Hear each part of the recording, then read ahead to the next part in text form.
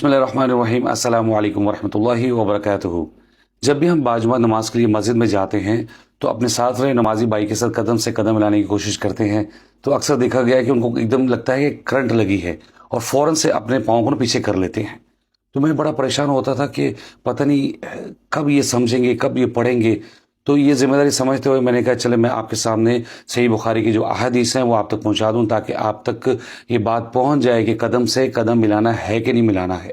صحیح بخاری کی حدیث 718، 718، 719، 722، 723، 724، 725، ٹھیک ہے، ساری صف کے بارے میں ہی اور قدم سے قدم ملانے کے بارے میں احادیث ہیں، لیکن میں اس ویڈیو میں آپ کو 725، 725 نمبر احادیث ہے وہ آپ کو میں پڑھ کے سنا دیتا ہوں، تاکہ آپ کے پاس کوئی گلہ نہ رہے کہ نہیں جی آپ ایسے اپنی باتوں نہیں کر رہے۔ چلے آئے چل کے دیکھتے ہیں۔ بسم اللہ الرحمن الرحیم۔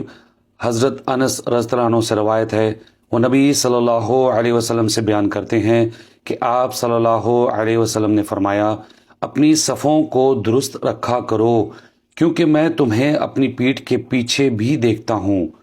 اس کے بعد ہم میں سے ہر شخص اپنا کندھا اپنے ساتھی کے کندھے سے اور اپنا قدم اپنے ساتھی کے قدم سے ملا دیتا تھا۔ جی ناظرین، آپ نے حدیث دیکھ لی۔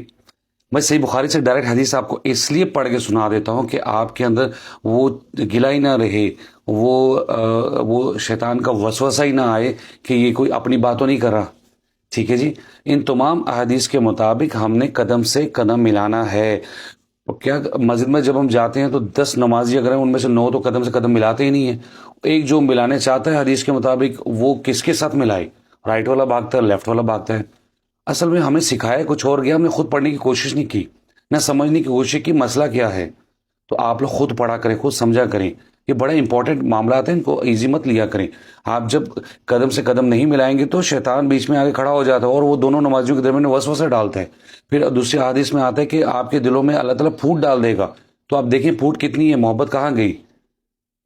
تو جب طریقہ کار بتا دیا گیا ہے، سنت طریقہ ہمیں بتا دیا گیا، تو ہم اس کے اوپر عمل کیوں نہیں کرتے، کیوں گھبراتے ہیں، کیوں ہمیں کرنٹ لگتی ہے؟ جب بھی میں کسی سے قدم ملانے کی کوشش کرتا ہوں مسجد میں تو ایک دم پیچھے کر لیتے ہیں پاؤں کو۔ وہ بھائی پڑھا رہنے دو، تمہارا کیا جاتا ہے؟ اگر تمہیں نہیں بھی پتا تو پڑھا رہنے دو، جاتے کدھر ہو تم؟ پھر ان کو کچھ لوگ ہوتے ہیں ان کو سمجھانے کی کوشش بھی کرتے ہیں، لیکن وہ اپنا ریفرنس دے رہے ہوتے ہیں، تو کسی پر ریفرنس تو ہے نہیں قدم نہ ملانے کا۔ تو اس لیے میں نے ریفرنس کے ساتھ صحیح بخاری کی حدیث آپ کے سامنے پیش کر رہا ہوں، تاکہ کوئی حجت باقی نہ رہے۔ ٹھیک ہو گیا، میں امید کرتا ہوں آج کے بعد سے آپ اس حدیث پر عمل کریں۔ کوئی کرتا نہیں کرتا، آپ لازمی کوشش کریں اور دوسرے کو بتائیں، اگر نہیں تو پھر ٹھیک ہے، کیا کر سکتے ہیں۔